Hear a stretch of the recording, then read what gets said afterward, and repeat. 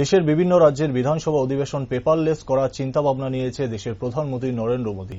ঠিক সেই লক্ষ্যে বুধবার ত্রিপুরা বিধানসভার অধ্যক্ষ বিশ্ববন্ধু সেন বিধায়কদের নিয়ে এক সর্বদলীয় সভার আহ্বান করেন। এই সভায় উপস্থিত ছিলেন অধ্যক্ষ বিশ্ববন্ধু সেন, পরিষদীয় মন্ত্রী রতনলাল নাথ, বিরোধী দলনেতা অনিমেষ দেববর্মা, সিপিআইএম এ পরিষদীয় দলনেতা জিতেন্দ্র চৌধুরী। কংগ্রেস বিধায়ক বীরজিৎ সিনহা রাজ্যের বাইরে থাকায় এই সভায় উপস্থিত হতে পারেননি। এই বিষয়ে পরিষদীয় মন্ত্রী রতনলাল নাথ সংবাদ মাধ্যমের সামনে বলেন, এখন থেকে বিধানসভা অর্থাৎ পেপারলেস বিধানসভা অধিবেশন হবে।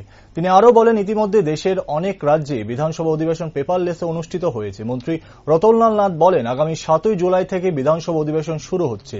এই অধিবেশন থেকে আমরা পেপারলেস করতে যাচ্ছি, আর সেজন্যই সব দলের বিধায়কদের ঐক্যমতের ভিত্তিতে এই পেপারলেস অধিবেশন করা যায়। তার জন্যই অধ্যক্ষ এই সভা আহ্বান করেছেন। আগামী 12 জুন থেকে 25 জুন পর্যন্ত এই বিষয়ে বিধায়কদের প্রশিক্ষণ কর্মসূচি শুরু হবে। কি মূল বিষয় ছিল, কি আলোচনা?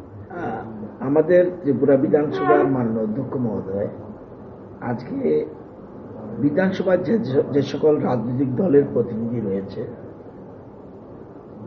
তাদের সেই সকল দলের নেতা যারা রয়েছেন সর্বদলীয় মিটিং ডেকেছেন।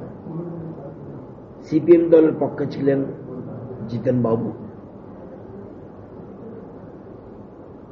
অপোজিশন লিডার অনিমেষ বাবু ছিলেন, বিজেপি দলের চিফ হুইপ কল্যাণী রায় ছিলেন, পরিষদীয় মন্ত্রী হিসেবে আমি ছিলাম, অধ্যক্ষ মহোদয় ছিলেন। কংগ্রেস দলের বীরজিৎ সিনহা মহোদয়, উনি রাজ্যের বাইরে আছেন, কিন্তু বিধানসভা থেকে নিমন্ত্রণ করা হয়েছিল, শুধু বীরজিৎ বাবু আসেনি, বাকি সবাই ছিল।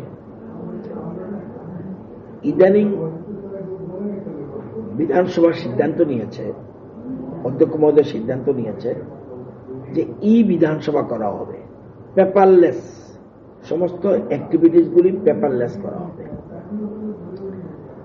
এটা দেশের প্রধানমন্ত্রীর একটা চিন্তাধারা, এবং এরই মধ্যে নাগাল্যান্ড, মিজোরাম, অরুণাচল প্রদেশ, হরিয়ানা, উত্তরপ্রদেশ, বিহার, বহু রাজ্যে বিধানসভাগুলি পেপারলেস হয়ে গেছে। আমাদের দেশের সামনে বিধানসভা অধিবেশন 7 তারিখ রয়েছে। এই বিধানসভাকে সামনে রেখে অধ্যক্ষ মহোদয়ের চিন্তা যে এই অধিবেশন থেকে আমরা পেপারলেস